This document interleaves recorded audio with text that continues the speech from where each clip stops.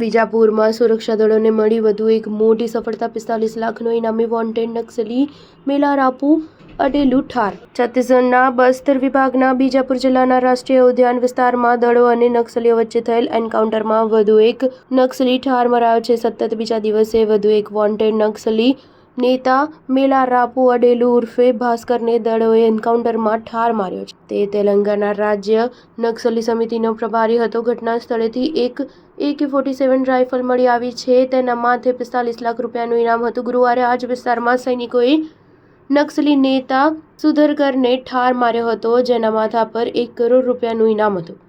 જિલ્લાના ઘાટ જંગલોમાં આવેલા નેશનલ પાર્ક વિસ્તારમાં સુરક્ષા દળો અને નક્સલીઓ વચ્ચે ભયંકર અથડામણ ચાલી રહી હતી। શુક્રવારે થયેલી અથડામણમાં DRGના જવાનોને વધુ એક સફળતા મળી છે। જવાનોએ એક ઇનામી નક્સલીને ઠાર કર્યો છે, જે તેલંગાના સ્ટેટ કમિટીથી જોડાયેલો મહત્વનો સભ્ય હતો। સતત બીજા દિવસે મળેલી સફળતાથી સુરક્ષા દળોનું મનોબળ વધ્યું છે। સુરક્ષા દળોએ નક્સલ પ્રભાવિત વિસ્તારોમાં સર્ચ ઓપરેશન ઝડપી કરી દીધું છે। DRG, CRPF અને STFની સંયુક્ત ટીમ જંગલોમાં પેટ્રોલિંગ કરી રહી છે। અથડામણ દરમિયાન વિસ્તારમાં ભારે ગોળીબાર થયો અને જડબાતોડ જવાબી કાર્યવાહીમાં આ નક્સલી ઠાર મરાયો। ઠાર કરાયેલો નક્સલી સંગઠન માટે મહત્વનો મનાઈ રહ્યો હતો। આ કાર્યવાહી સુરક્ષા દળો માટે એક મોટી સફળતા તરીકે જોવાઈ રહી છે।